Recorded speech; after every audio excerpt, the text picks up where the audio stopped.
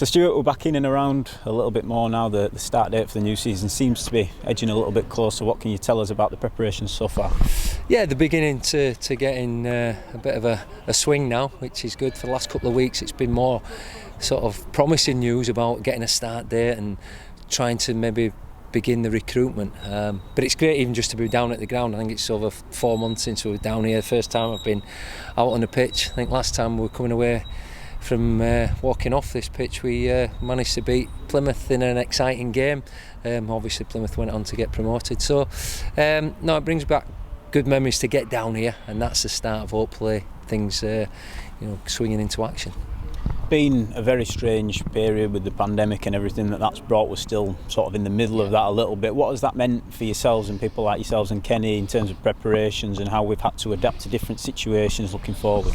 Yeah, obviously it's been a long time out. Naturally, I think you look back a few months ago when we were at the top of the pandemic, which was football was the furthest thing from anyone's mind really. But obviously in the last month or so, the lockdown's been easing. Obviously the numbers of fatalities have been coming down with the COVID, so that's been a bit more promising naturally.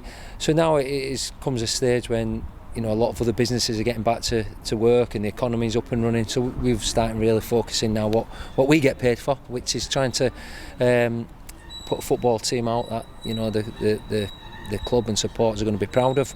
We're really excited, myself and Kenny, done a lot of discussions about the season coming, and really looking forward to assembling a squad that's going to have a real positive impact and going forward. Fair to say, in a way, for people like yourselves and Kenny, it's given you a chance to sit down and set your stall out really where you might not have had the opportunity. Obviously, you're coming towards the end of a season which was eventually curtailed prematurely. You didn't really have a chance up until now really to really get stuff in order. Yeah, obviously we still had 9 games to go, and we had a big meeting after the away defeat at Salford. We finished on a bad one. Naturally, they're probably the worst performance since I came in the 6 games that we had. But there were still 9 games to assess players and whether they deserved another contract, etc., etc. That was taken away from us, so we had to make decisions. Obviously with the finances of the club at the time, keeping on people that were possibilities was no longer going to be the case.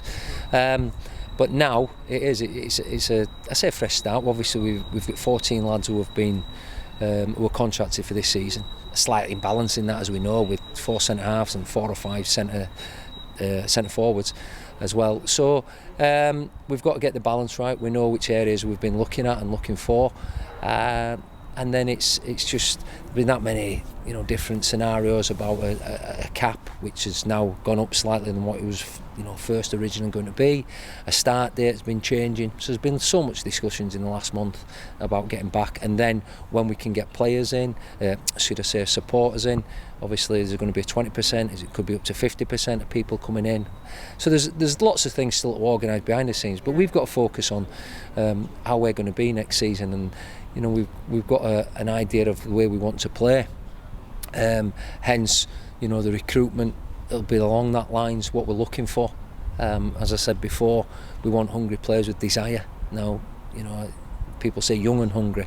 Again, I went to Sheffield United when I was 38. I was still hungry. I was still desperate and still had the desire, and that's what it was. So it's not an age limit. It's how we look at people.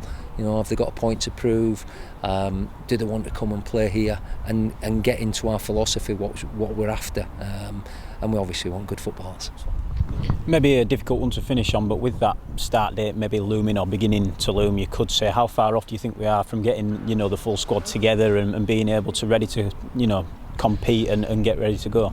Yeah, well, I would be back tomorrow, and I think all the lads would, but naturally when that comes, we'll have to unfurlough players, so it might be looking at the end of this month. There might be a case that we can get some of the lads in for a bit of testing. We don't know yet. We have to look at the rules quite stringently there, but we've no doubt I've spoke to the players.